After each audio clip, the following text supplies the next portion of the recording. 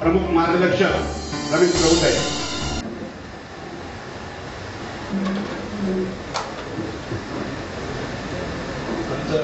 लोकप्रिय आमदार प्रकाश मेहता साहेब आता त्यांनी आपल्याला मार्गदर्शन दिलेलं आहे. सॉलिसिटर अजित कांबळे साहेब आणि सर्व उपस्थित मान्यवर आणि ज्या पद्धतीने आपण गेले 10 वर्षापासून माडामध्ये ज्या पॉलिसीमध्ये बदल होत आहे त्या पॉलिसीमुळे आपला जे पुनर्विकास थांबलेला आहे आणि आपण ह्याच्या मार्ग शोधण्यासाठी आज इथे उपस्थित आहोत. मला खरं असं वाटतं की पुढच्या येणाऱ्या 6 महिन्यामध्ये स्पष्ट आपल्याकडे एक रोड मॅप तयार होईल आणि ह्यासाठी आपण जे आज जमलेलो आहोत मला वाटतं हे खरं आनंद पावते. आपल्याकडे 2-3 मुद्दे मी घेतो. आपल्याला असं वाटतं की वेळोवेळ GR निघालेला आहे, GR तिथे संपलेला असा नाही. आपण लोकशाहीमध्ये आहोत. आपला मागणी काय आहे ते लोकशाहीमध्ये ज्यांना आपण नियुक्ती करून देतो, प्रतिनिधित्व करायला आम्ही त्यांना पुढाकार करून देतो त्या लोकशाहीमध्ये त्यांच्याकडे सतत आपण मागणी केलं पाहिजे आणि येणाऱ्या चुनावणीमध्ये ज्या काय बदल होणार आहे आता आम्ही ते त्यांच्या समोर ठेवतो. म्हणून GR मध्ये बदल होऊ शकतो. म्हणून आजचं ह्याच्यामध्ये एक ठराव मांडण्यासाठी ज्या पंतनगर पुनर्विकास संघाने मंचाने जे एक ठराव मांडणार आहेत मला वाटतं त्या ठरावाला आपला सर्वांमधून एक बहुमताने त्याला ठराव मंजुरी करा असं मला म्हणायचं आहे. आणि हे ठराव आज आपण व्हिडिओ शूटिंग करतो हे CD सुद्धा साहेबांकडे देऊ. येणारे ज्या काय गव्हर्नमेंट येतील त्यांच्याकडे आपण ते मागणी करू. दुसरं काही प्रश्न माझ्याकडे आलेला आहे. मी प्रश्नाचं उत्तर द्यायचा प्रयत्न करतो. बाकीचं आमने सामने आपल्याला भरपूर मार्गदर्शन केलेलं आहे आणि आपण सर्व गेले 10 वर्षापासून मार्गदर्शन ऐकताय आणि न्यूजपेपरमध्ये भरपूर ऐकलेलं आहे. तर पहिला प्रश्न असा आहे, if the developer does not fulfil his commitment can we cancel the developer. नक्की हायकोर्ट आणि ह्याच्यावर 1 नाही 2 नाही 4-5 स्टेटमेंट दिलेला आहे. शेवटी बिल्डर कोण नियुक्ती करतो? बिल्डर तुम्ही करताय आणि बिल्डरनी एखादा वस्तू एका वर्षामध्ये 2 वर्षामध्ये करून देतो म्हणून सांगितलेलं आहे. कारण काही असू द्या, पॉलिसीमध्ये बदल झालाय, हे झालाय, ते झाला, तर आपल्याला वाटतं की त्या बिल्डर आपल्याला ज्या पाहिजे ते देत नाही. आपण मेजॉरिटीने ठराव पास करून आपला टर्मिनेशन दिलं. टर्मिनेशन दिल्यावर तो NOC तर देणार नाही. टर्मिनेशन दिल्यावर त्या मॅटर जाणार हायकोर्टात. हायकोर्टात गेल्यावर ह्याच्या अगोदर झालेलं 4-5 जजमेंट आम्ही समोर ठेवलं तर मला वाटतं निर्णय तुमच्या बाजूला होणार. ह्याच्यासाठी जास्त 6 महिना वेळ जाऊ शकतो. तर आपल्याला त्या पद्धतीने कारवाई करता येईल. पण आपण ठरवून घेतलं पाहिजे. असं नाही झालं पाहिजे डिवाइड अँड रूल. एका सोसायटीमध्ये आम्ही नेहमी बघतो डिवाइड अँड रूल भरपूर होतोय, ते नाही आला पाहिजे. दुसरं आहे whether full FSI can be use considering the air funnel area of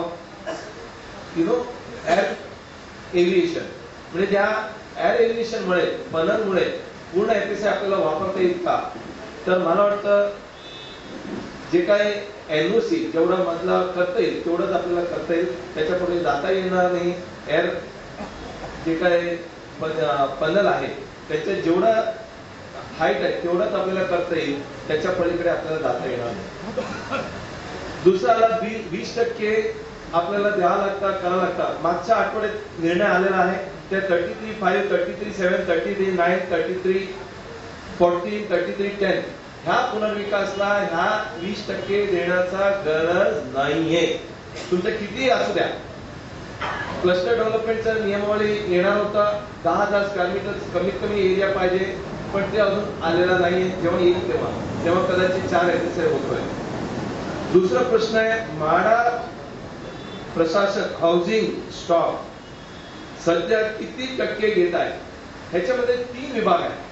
33.5 मध्ये ज्या GR निघालेला आहे 2013 मध्ये असं म्हटलं गेलेलं आहे की आपल्या लोकांना ज्या स्थानिक लोक आहेत त्यांना कमीत कमी 300 स्क्वेअर फीटचं कार्पेट एरिया घर दिला जाणार. त्याच्या व्यतिरिक्त 35% पंजीबल FSI आपल्याला मिळतं. ज्या काय प्लॉट एरिया आहे त्याच्यावर 3 FSI होणार आहे. एक चटई क्षेत्राजवळ 3 बांधकाम करते. त्या जे आहे बिल्टअप एरिया आहे, त्या बिल्टअप एरियामध्ये 12% ते 15% कमी करावं लागेल कार्पेट एरिया करायला. तर कार्पेट चटई क्षेत्र करण्यासाठी 12% तिथून कमी करावं लागेल. पण ते समजा तुमचं 1000 स्क्वेअर मीटर जागा असेल, जास्त बांधकाम बिल्टअप एरियामध्ये 3000 स्क्वेअर मीटर करता येईल. त्या 3000 स्क्वेअर मीटर मध्ये तुमचं समजा स्थानिक लोक 40 लोक असतील, प्रत्येकाला कमीत कमी 300 स्क्वेअर मीटरचा कार्पेट एरिया मिळणार. ह्याच्या व्यतिरिक्त आपल्याला 35% पंजीबल FSI मिळणारच आहे.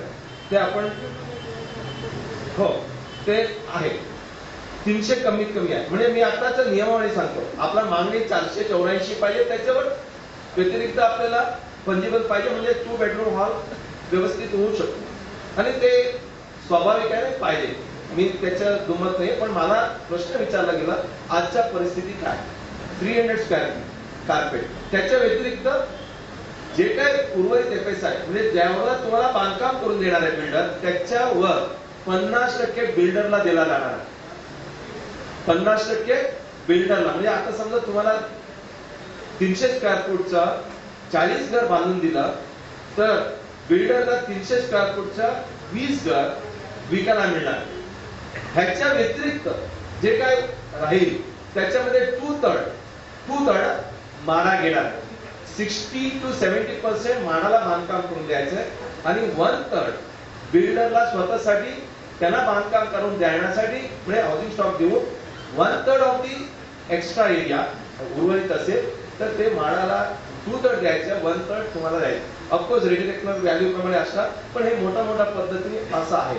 म्हणजे शेवटी जवळपास हा बिल्डरला परवडणारा सारखा नाही का.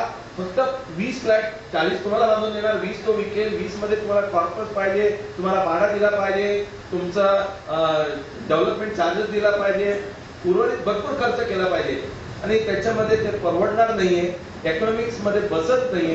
ह्यासाठी आपण भरपूर चळवळी पण केलेला आहे. दुसरा आहे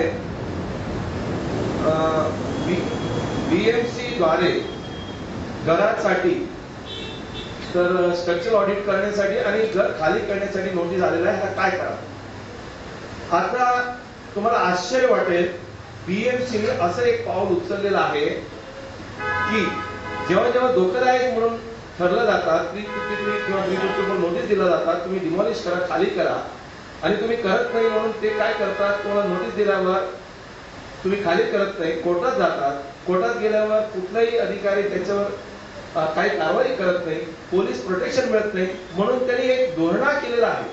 धोरण असं केलेलं आहे, एकदा नोटीस दिला इमारत धोकादायक आहे, तुम्ही कुठल्याही परिस्थितीने खाली केला पाहिजे म्हणून हायकोर्टात त्यांनी याचिका दाखल केलेली आहे आणि हायकोर्टाचा त्याच्यावर इंट्रीम हिअरिंग झालेला आहे. पण फायनल आउटकम पुढच्या 1 महिन्याने येणार आहे. त्याच्यामध्ये त्यांनी असा मागणी केलेला आहे, ज्यांना आम्ही धोकादायक म्हणून डिक्लेअर करतो त्यांनी 48 तास खाली करायला पाहिजे आणि पोलिसने त्याला प्रोटेक्शन दिला पाहिजे.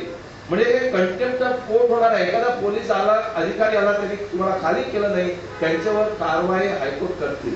म्हणून कोणी कुठल्याही कोर्टामध्ये जाऊ शकत नाही असं एक धोरण तयार करून माडाकडे आपला हायकोर्टात याचिका दाखल केलेलं. म्हणून आपल्याला एखादा मी एवढंच सांगेन, तुम्हाला माझा कदाचित पटणार नाही पण तुम्हाला पटून घ्यावं लागेल, redevelopment is not a substitute for repairs.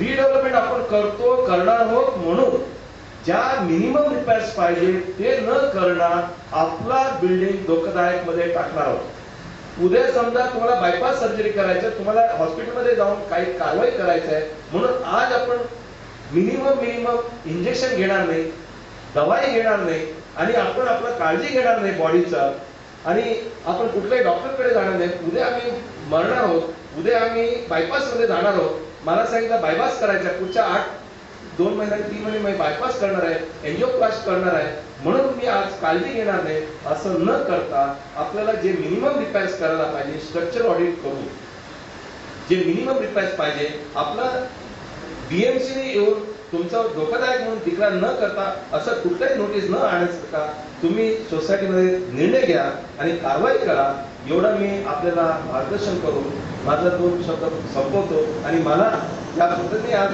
इथे बोलून एक संधी दिलेला आहे, त्याच्या खरंच मी आभारी आहे. Thank you very much.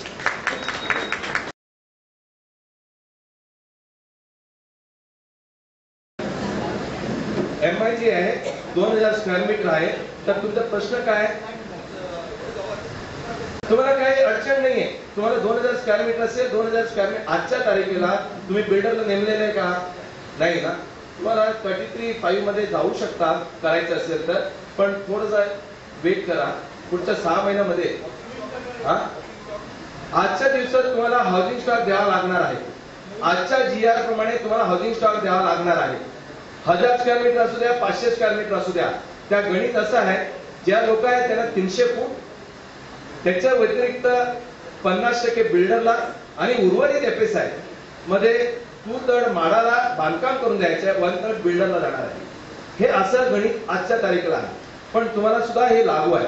पण मला असं म्हणायचं आहे, आज मीटिंग व्यवस्थित घेतलेलं आहे. आपण सर्व इथे आलो, आमदार प्रकाश मेहता साहेबांना आपण ऐकू आणि ते पुढे येणारे सरकारमध्ये काय बदल आणणार आहे आपण त्यांच्याकडे समजून घेऊ. थँक्यू.